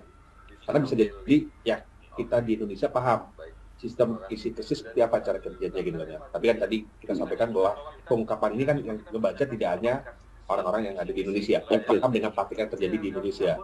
Jadi perlu ada penjelasan mengenai ya cara kerja sistem isi seperti apa. Apakah tadi ada porsi apa real time atau tidak, ini kapan bisa mereka mensubmit apa namanya voting yang mereka ingin sampaikan pada saat pengambilan keputusan di grup seperti itu. Baik. Kalau real time, apakah bisa disetarakan dengan live Pak Gede? Karena setahu saya memang di fiturnya EasyKC ini ada fitur live. Ya. Jadi sebenarnya real time yang saya pahami di sini adalah tadi pada saat pengambilan keputusan itu pemegang saham yang tidak ada di lokasi itu bisa memilih. Ya. Oke, baik. Terima kasih. Dan itu harus diungkapkan ya Pak Gede ya. Iya. Jadi kita nggak bisa bahwa kita sudah punya apa kita menggunakan sistem aplikasi KC, isi KC gitu kan ya. Mungkin yang dari Singapura apa itu sistem cara kerjanya gitu kan. Okay. Jadi mungkin Bapak Ibu kalau memang kita tidak tahu cara mensampaikan, mungkin kita bisa minta panduannya itu kita lampirkan dalam pemanggilan rules-nya. Jadi orang tahu cara kerjanya.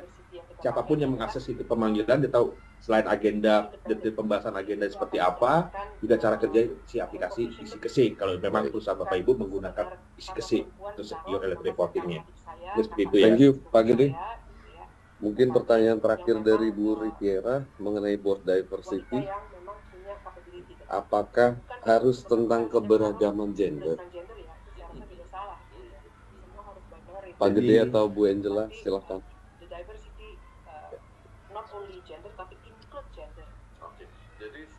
Ini diversity tidak harus merta-merta perempuan dan laki-laki. Itu mencakup berbagai aspek. Tapi gender adalah bagian daripadanya, gitu ya. Dan gender ini dimaksudkan adalah juga bukan saja sekedar itu, tetapi kita akan diberikan sesuatu yang lebih apabila gender diversity yang kita pakai ini adalah yang independen, gitu ya. Itu akan mendapatkan recognition lebih, gitu. Jadi bukan sekedar karena perempuan ditaruh, maka saya taruh adik saya, kakak saya, dan sepupu saya, gitu ya. Tetapi yang memang wanita yang memang punya capability tentunya. Bukan berarti semata-mata hanya menaruh berdasarkan gender ya, itu saya rasa juga salah, gitu ya. Semua harus by merit, gitu. Tetapi the diversity not only gender, tapi include gender. Oke, jadi saya bisa summarize kira-kira ya Bu, dari usia, dari background pendidikan, dari pengalaman itu juga sebenarnya bisa juga dianggap. Iya, tapi tetap menurut saya gender is important. Yes. Kalau kita juga karena kita kan perusahaan terbuka, kita juga ingin tentu dilihat dari kacamata yang memang kredibel gitu kan ya. Salah satu UN Compact ini objektif itu adalah mengenai UN Women Empowerment Principle gitu ya. Jadi salah satunya adalah bagaimana kita mensupport agar ada diversity dalam sisi gender baik di manajemen maupun di tingkat atas gitu. Itu jadi saya rasa penting juga. Tapi bukan hanya itu, tetapi women atau gender diversity is included. Mungkin gitu Pak Hari. Jadi sebenarnya di ACKS ini minta tadi diversity itu di-define dulu oleh organisasi. Apa diversity yang dianggap oleh perusahaan seperti apa tadi? Gender, salah satunya kan, bisa jadi latar belakang pendidikan, pengalaman gitu kan ya, usia kan itu ya keberagaman jaringannya itu harus di-define. Kalau di ACKS itu minta perusahaan harus menetapkan kebijakan mengenai diversity-nya seperti apa. Lalu berikutnya yang harus ditetapkan juga target-targetnya, ukurannya seperti apa. Jadi media sampaikan oh gender atau komisaris independen komposisinya akan jadi berapa 70% di 5 tahun lagi. Ya, tapi kan itu harus dijelaskan target-targetnya seperti apa dan juga diinformasikan pencapaian di periode pelaporan. Jadi terkait dengan kriteria itu yang harus dilakukan bersama adalah aturan mainnya seperti apa yang dibuat dengan ICT. Lalu yang kedua, targetnya seperti apa, ukurannya seperti apa.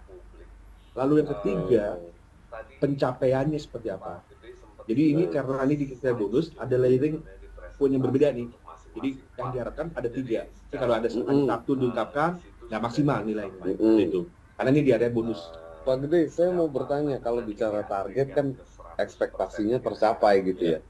Kalau progresnya nggak tercapai untuk tahun itu, kira-kira tidak ada masalah karena ACGS tidak melihat harus mencapai sekian persen, tidak. Cuma ACGS ingin ya perusahaan harus jujur.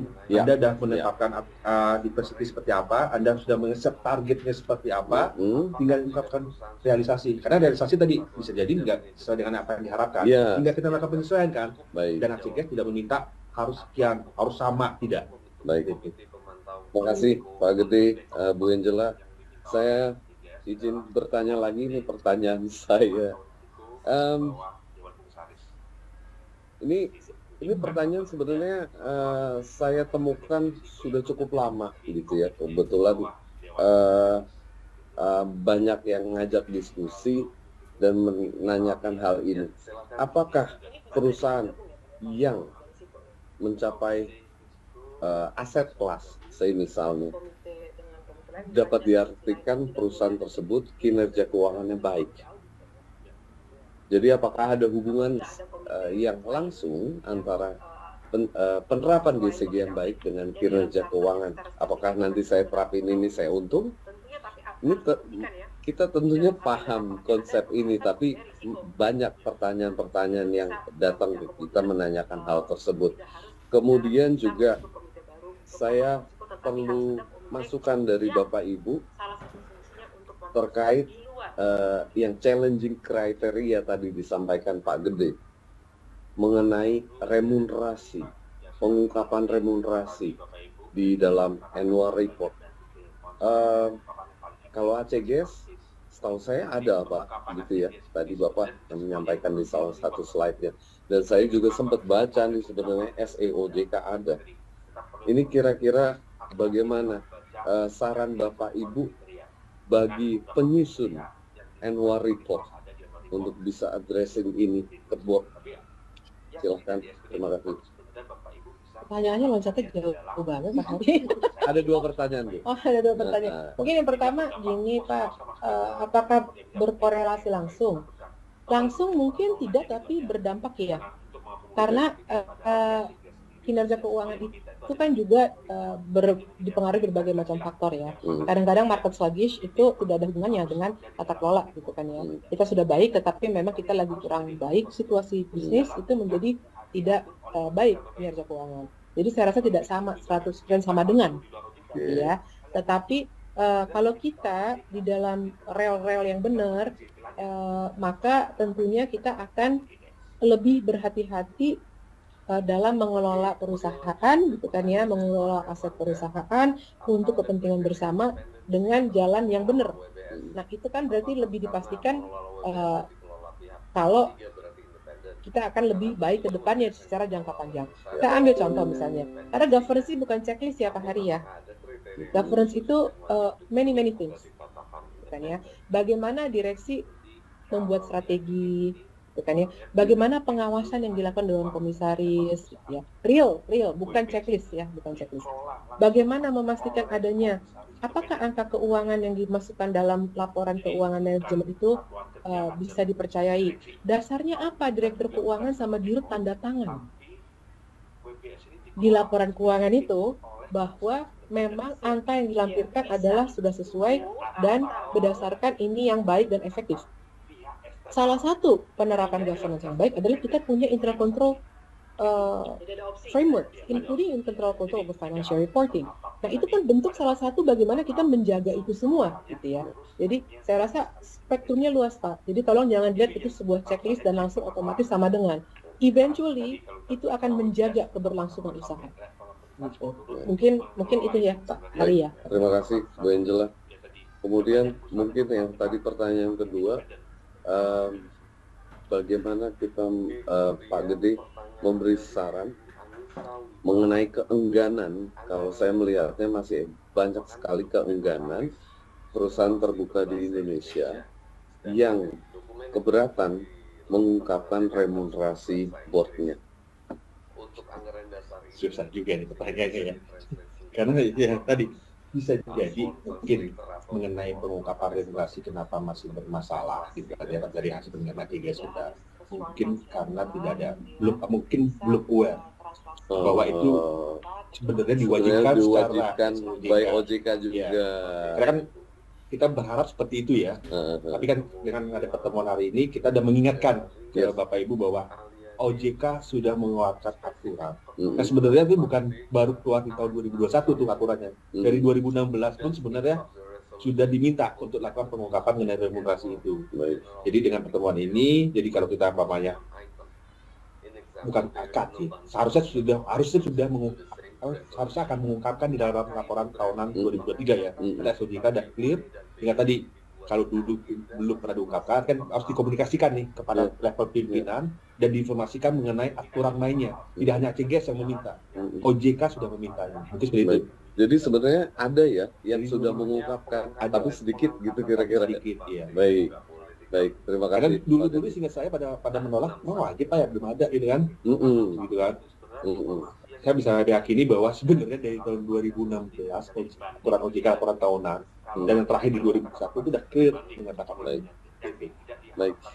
Oke. Kemudian saya izin karena kita masih ada waktu menanyakan pertanyaan dari peserta.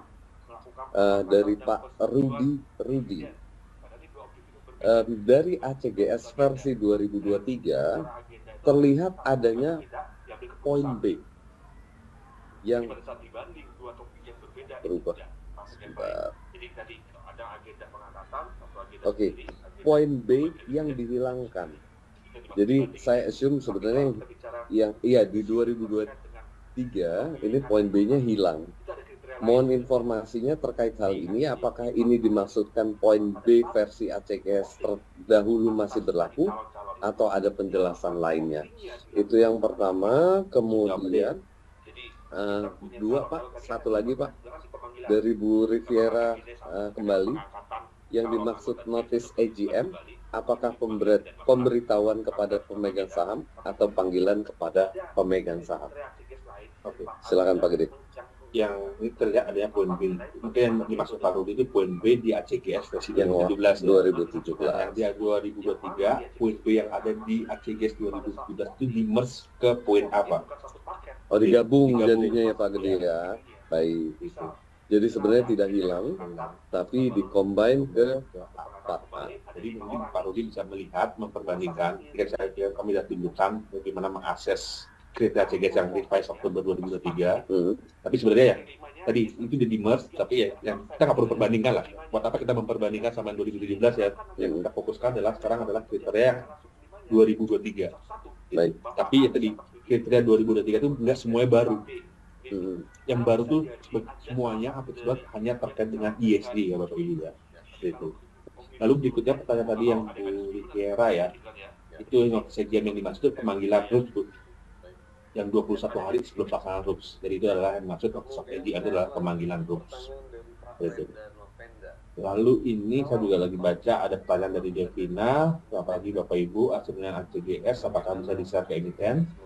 Jadi kami yang melakukan penilaian ACGS kemarin di tahun 2021 hanya menyampaikan hasil penilaian ACGS yang kami lakukan kepada OJK. Gitu. Dan setahu saya, OJK mengirimkan hasil penilaian tersebut kepada para emiten yang diakses pada periode tersebut. Dan medianya, seingat saya, itu OJK mengirimkan via email ke PIC perusahaan yang tercatat di bursa, di OJK. Jadi mungkin kalau Bapak Ibu merasa belum terima, Bapak Ibu bisa mengirimkan permintaan kepada OJK untuk nanti pihak OJK, karena selama ini ada beberapa emiten yang minta dikirimkan ulang karena mungkin salah pengiriman email karena tidak diupdate ke OJK PIC yang seharusnya menerima laporan tersebut. Jadi Bapak Ibu bisa mengirimkan email dan saya yakin OJK akan mengirimkan hasil penilaian tahun 2021 kemarin. Itu. Ini juga Pak Jaminabus sudah tadi disampaikan ya, yang ada di appendix itu sebenarnya itu menunjukkan yang mana yang sudah tidak digunakan lagi di ATGS 2023. Oh, jadi moderator aja yang baca nih ya, yang dari Bu Francisca Oe. Oke, kita lanjut dulu. Kemudian dari Bu Liz Anggraini. Selamat pagi.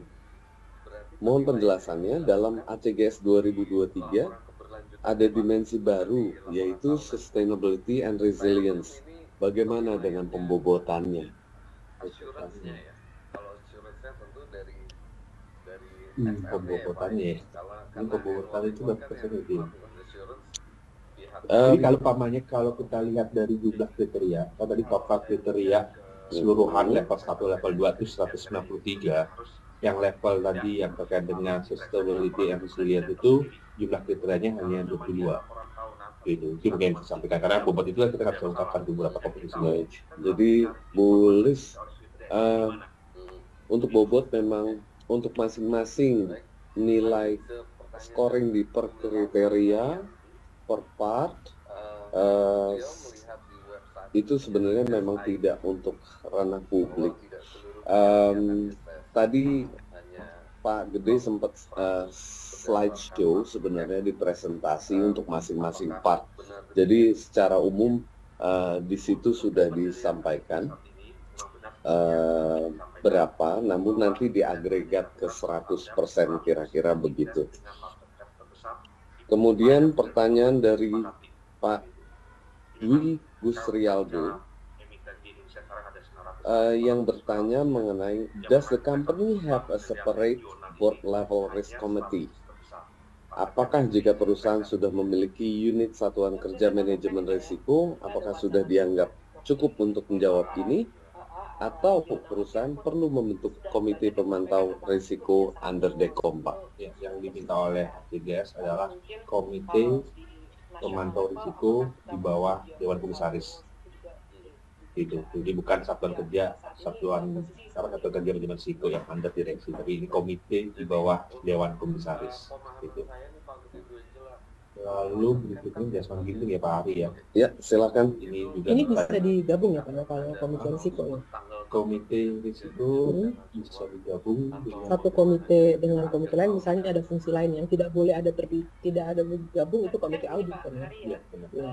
Sehingga apabila ada komite lain yang selain komite audit yang di dalam charternya secara spesifik memang juga menanggung risiko, tentunya tapi harus dibuktikan ya di dalam agenda rapatnya ada pembahasan mengenai risiko gitu. Nah itu bisa diakomodir, tidak harus secara terpisah membentuk komite baru untuk pemantau risiko, tetapi harus ada komite yang salah satu fungsinya untuk pemantau risiko di luar komite audit. Lalu ini ada pertanyaan dari Pak Jasman Ginting. Selamat pagi Bapak Ibu, item yang harus digunakan kan sangat banyak dan mohon saran antara pengungkapan yang paling efektif dan hemat space. Jadi pengungkapan ATGS ini sebenarnya tidak semuanya harus di annual report Bapak Ibu. Tapi memang Bapak Ibu, ada beberapa kriteria. Jadi kita perlu hati-hati dalam membaca yang di-expect oleh kriteria. Karena ada beberapa kriteria yang diminta memang itu harus ada di annual report. Gitu. Tapi yang tidak di-expect di annual report sebenarnya Bapak Ibu bisa mengungkapkannya di dalam website perusahaan Bapak Ibu. Jadi tidak berdampak, semua saya masukkan ke annual report, ya bisa mungkin yang Bapak Ibu takutkan tebal di laporan tahunannya gitu kan ya. Karena untuk mengakomodir semua ATGS, padahal si ATGS sendiri tidak semuanya meminta itu ada di annual report. Jadi itu mungkin ya. Jadi kita pilih yang mana sebenarnya ini memang harus ada di dalam annual report atau tidak. Tapi yang biasanya yang harus ada di annual report itu sejalan dengan yang diatur oleh OJK Bapak Ibu. Jadi kurang lebih seperti itu Bapak Ibu. Jadi bukan hal baru di luar OJK, hal yang sebenarnya sudah diminta oleh OJK. Gitu. Tinggal pendetailannya yang kita sesuaikan dengan apa yang di-expect oleh ATGS. Gitu. Oke. Oke, kemudian lanjut pertanyaan dari Pak Erlangga. Apakah ada kriteria independensi terhadap pengelola WBS? Apakah karena pengelola WBS-nya dikelola pihak tiga berarti independen? Karena tentunya WBS yang dikelola oleh perusahaan harus menjaga independensinya. Namun apakah ada kriteria khusus yang wajib dipenuhi agar dikatakan independen? Jadi kalau di ACGS ini sebenarnya kriteria independen itu ada dua yang dilakukan oleh perusahaan. WBS ini dikelola langsung oleh komisaris independen. Jadi bukan satuan kerja under direksi dan juga bukan seluruh dekom, tapi WBS ini dikelola spesifik oleh komisaris independen. Ya, bisa itu Ya, atau satu lagi menggunakan pihak eksternal yang tadi jelas-jelas independen dari organisasi. Itu. Jadi ada opsi. Ya, ada opsi. Ya. Jadi tidak harus eksternal, tapi tadi pada saat memilih internal itu pengelolanya harus hanya komisaris independen. Itu yang tahu saya jadi permasalahan.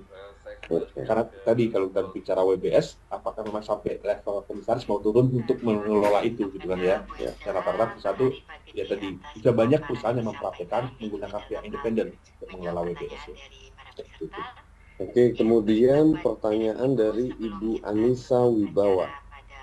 Anggaran dasar merupakan dokumen notaris, sudah pasti berbahasa Indonesia. Sedangkan yang dokumen yang dilakukan pengecekan harus berbahasa Inggris. Untuk anggaran dasar ini sehingga bisa ditranslate sendiri atau harus sworn translator atau oleh notaris tersebut untuk translasi ke bahasa Inggrisnya. Tidak harus sworn translator, gitu ya. Bisa translasi terjemahan biasa, tapi tentu itu harus dibilang itu unofficial translation. Oke, baik Bu. Oke. Kemudian dari Ibu Alia Dewi. Spesifik pertanyaannya Pak Gede ke A61. Does each of the resolutions tabled at the most recent annual general meeting deal with only one item? In example, there is no bundling of several items into the same resolutions. Apakah ini berarti pengangkatan anggota BOD dan BOC dibuat agenda masing-masing per nama? Ya, mungkin ini kan ada dua hal sebenarnya. Kita berbicara yang ini setahu saya A61 ini mintanya yang sepertinya pengangkatan dan pengangkatan kembali Pak Gede yang nggak boleh digabung. A61. Oke, A61 itu sebenarnya informasi yang diminta ada di dalam pemanggilan rules. Jadi dari banding itu sebenarnya kalau agenda pengangkatan apa dibanding informasinya. Yang tidak diharapkan tidak diminta diperhatikan adalah namanya satu agenda itu bicara kita agenda pertama melakukan pengangkatan dan persetujuan dividen. Padahal ini dua objektif yang berbeda dibanding dalam satu agenda. Karena kan kita bicara agenda itu ada kan satu agenda yang ambil keputusan. Jadi pada saat dibanding dua topik yang berbeda itu tidak praktek yang baik. Jadi tadi ada agenda pengangkatan atau agenda sendiri, agenda pembagian dividen itu sendiri. Itu dimaksud dibanding ini. Tapi kalau kita bicara mungkin spesifik terkait dengan pemilihan anggota ini, itu ada kriteria lain sebenarnya. Di part A yang berbicara pada saat voting atas tadi calon-calon itu diharapkan votingnya dilakukan secara individu. Jadi kita punya calon. Kalau tadi kan yang saya sampaikan sebenarnya di pemanggilan. Gak apa-apa agenda satu terkait dengan pengangkatan calon anggota desa atau penunjukan kembali itu di pemanggilan tidak masalah, kita satukan dalam satu agenda. Tapi ada kriteria CGS lain di part A juga yang meminta pengungkapan mengenai bagaimana metode voting atau atas agenda sehubungan dengan pengangkatan tersebut. Yang mana di CGS ini minta masing pada saat voting itu votingnya bukan satu paket, tapi ke masing-masing individunya. Misal, kita ada agenda pengangkatan anggota baru atau pengangkatan kembali, ada 5 orang nih. Nah, saat ini yang terjadi praktiknya kan, kita memvotingnya atas paket itu. Kelimanya, yes, kita setuju atau tidak, atau abstain gitu kan ya, atas kelimanya. Nah, di ACG sini yang diharapkan adalah, yang di voting itu nggak langsung kelimanya. Satu-satu. Bapak A siapa setuju, tidak setuju atau abstain. Bapak B, itu. Karena bisa jadi ada salah satu dari yang dicalonkan yang nggak disetujui. Ya. Tapi kalau memilih seluruhnya, ya mau nggak mau ada yang nggak disetujui pun akan dipilih gitu kan ya. Ya. Jadi itu sih. Tapi itu kriteria yang berbeda ya. Gitu. Baik. Dan ada di ACGS juga itu. Baik. Kemudian saya lanjut pertanyaan dari Pak Renda Novenda. Kalau komisaris utama bukan dari pihak independen, bagaimana ACGS memberikan penilaian? Di ACGS memang arahnya semua tuh apa ya tadi pimpinan apa ketua apa namanya komisaris utama komisaris independen. Tadi ada komite juga majority independen gitu kan ya. Memang arahnya ke sana semua nanti ke depannya. Nah, tapi di ACGS ada memberikan satu ruang apabila perusahaan itu belum memiliki komisaris utama yang berasal dari komisaris independen. Yang mana ada kriteria bahwa perusahaan menunjuk yang namanya lead komisaris independen. Gitu. Oke. Tinggal tadi Maksudnya bagaimana? itu adalah apabila komisarisnya bukan independen, maka untuk hal-hal yang terkait independensi segala macam itu akan dipimpin oleh yang namanya lead komisaris independen itu. Oke. Yang mana di kriteria CGS ini meminta lead komisaris independen itu di-define rules-nya apa. Dan diinformasikan siapa yang menjadi lead saat ini. Jadi lead komisaris independen itu adalah di antara komisaris independen itu yang salah satunya akan ditunjuk sebagai lead. Baik, jadi pada saat ada pengambilan keputusan di komisaris, komisaris utamanya tidak independen, maka dia yang sebenarnya menggantikan gitu ya. Baik. Dan itu rules-nya harus clear. Gitu ya. Diungkapkan nih, berarti rules-nya tugas tanggung jawab lead komisaris independen ini apa gitu ya Pak Gede. Baik, Pak Gede, saya lanjut ke pertanyaan dari Pak Enrico Sihotang. Untuk sustainability, berarti penilaiannya yang dilakukan di laporan keberlanjutan ya Pak, bukan di laporan tahunan. Saya assume ini penilaiannya assurance-nya ya. Kalau assurance-nya tentu dari SR-nya ya Pak ya. Karena annual report kan yang melakukan assurance pihak KP ini, keluar opini. Jadi kalau saya ngelihat ke dokumen yang perlu diperiksa ada kriteria terkait itu tidak harus diperiksa di laporan keberlanjutan tersendiri. Kalau memang di laporan tahunan saat ini perusahaan itu masih digabung, tidak masalah. Yang kita objektif kita adalah mencari informasi yang diminta oleh kriteria itu ada di mana. Gitu. Oke. Baik, lanjut ke pertanyaan dari Ibu Lani Haryanti. Beliau melihat di websitenya SID bahwa tidak seluruh PLC akan diakses, hanya top 100 berdasarkan market cap. Apakah benar demikian? Ya. Untuk penilaian ACG saat ini memang benar seperti yang disampaikan bahwa penilaian itu hanya dilakukan terhadap 100 emiten dengan market cap terbesar pada periode tertentu yang disepakati. Gitu. Jadi memang kalau kita bicara emiten di Indonesia sekarang ada 900 besar ya, 900 ya, yang memang diperiksa untuk kebutuhan penilaian regional ini hanya 100 terbesar market cap yang diperiksa itu. Mungkin saya tambahkan ya Pak ya, kita ada wacana juga kan untuk di tataran regional ASEAN pun sudah banyak yang menyampaikan apakah cukup hanya 100, itu sudah ada pembicaraan. Lalu mungkin kalau di national level, apakah kita mau go beyond 100, itu juga di pembicaraan. Tapi ya saat ini posisi seperti itu. Baik. Baik. Jadi untuk pemahaman saya nih Pak Gede Bu Angela, kalau market cap kan tiap hari aja bisa berubah ya. Itu nanti akan ada announcement tanggal tertentu yang dijadikan acuan atau bagaimana kira-kira akhir tahun kah? Kan gini Pak Hari ya, kita akan pilih berdasarkan tanggal tertentu yang disepakati bersama. Oh gitu. Ya, disepakati bersama. Tapi tentunya kan emiten tidak tahu pada saat itu sudah lewat tanggalnya, gitu ya. Jadi tidak relevan saya rasa. Ya. Hanya kalau kita memang suka melakukan corporate action dan lain-lain itu kan market cap bisa berubah. Itu aja mungkin ya. Baik. Dan tidak ada salahnya untuk membuat aware dan mengadopsi ini gitu kan, juga melakukan disclosure yang baik tanpa terkait adanya tadi assessment tersebut sebenarnya gitu. Oke. Kemudian pertanyaan dari Pak Hendra menanyakan apakah ada contoh di negara ASEAN yang melakukan pengangkatan Dewan Direksi dan Dewan Komisaris secara individu. Karena menurut beliau prakteknya itu dilakukan secara paket. Dan tentunya sudah mendapatkan persetujuan dari pemegang saham utama. Nah, kalau yang secara individu biasanya dikarenakan adanya pengunduran diri. Bisa ditanggapi Pak Ya, Gede? mungkin saya tanggapi ya Pak Gede ya. Iya. Umum Pak Hendra itu umum terjadi sebenarnya, pengangkatan individu itu umum. Jadi kalau karakteristik tentu dari kelompok perseroan di Indonesia tertentu yang seperti itu bukan sesuatu yang common sebenarnya di negara lain gitu. Oke, mantap. Oke, yang baik gitu ya. Saya nggak bilang itu, tapi Oke. bukan hal yang generally praktisnya seperti itu. Karena pengangkatan dan pemberhentian direktur ataupun komisaris gitu ya, atau di luar negeri komisaris itu disebut independent director gitu ya. Itu common. It's very common. Non-executive director maksud saya. Itu it's very common gitu. Gak ada sesuatu yang aneh dari situ.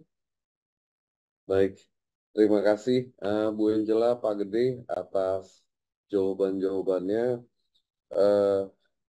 Saya kebetulan sudah diingatkan oleh IDX, Pak, waktunya Pak, sebentar lagi makan siang.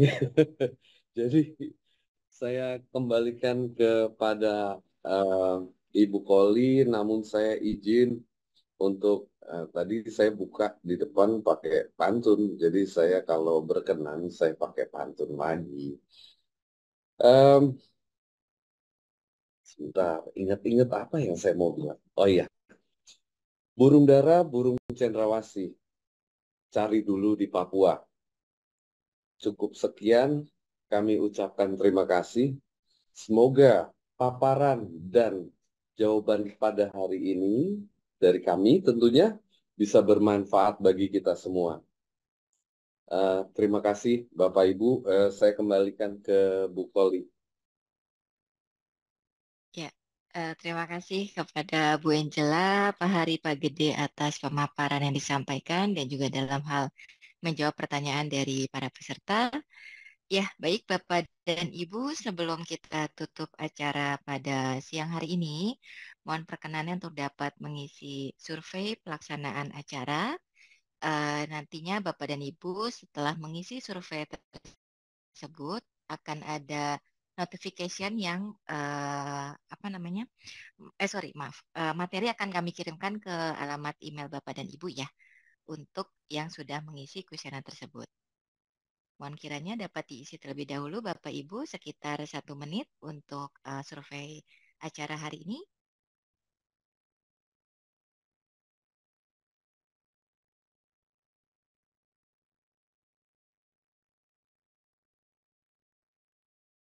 Ya, sekali lagi kami menyampaikan mohon perkenan Bapak dan Ibu untuk dapat mengisi survei pelaksanaan acara hari ini karena materi akan kami kirimkan ke alamat email Bapak dan Ibu yang telah mengisi survei yang telah disampaikan di acara hari ini.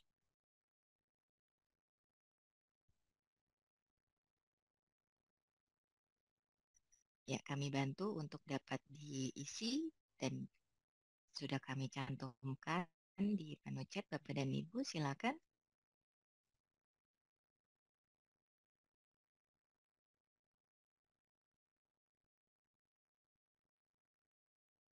Ya, baik Bapak dan Ibu, dengan demikian acara kita akan tutup pada siang hari ini. Sekali lagi terima kasih atas kehadiran Bapak dan Ibu, terima kasih juga kepada para narasumber dan moderator, dan juga Bapak Ibu dari OJK dan juga AI telah hadir di acara pada hari ini. Mohon maaf atas kekurangan dalam penyelenggaraan acara, dan sekali lagi kami sampaikan terima kasih. Wassalamualaikum warahmatullahi wabarakatuh. Waalaikumsalam. Waalaikumsalam. Terima kasih Ibu Bapak. Terima kasih Mbak Koli, Bu Angela, Pak Terima kasih. Pak Maulana, terima kasih Mbak Koli, Bu Novi, Bu Bu Petra. Nyoman. Ya, Pak Nyoman, makasih Pak. sangat menceritakan Pak Hari, Pak Tim, Mbak Angela, Izin live. Makasih Pak Jilid, Live. Baik, Pak Terima Dina, kasih, Pak Bapak Bapak, Ibu. Ibu, Ibu. makasih Bapak, Ibu. Terima Kasih. kasih, Bapak Ibu. Terima Terima kasih, kasih Pak Arman. Pamit Pak Arman. Mari, Silakan Pak Bapak Arman. Ibu. Mari semuanya. Ya, terima kasih Pak.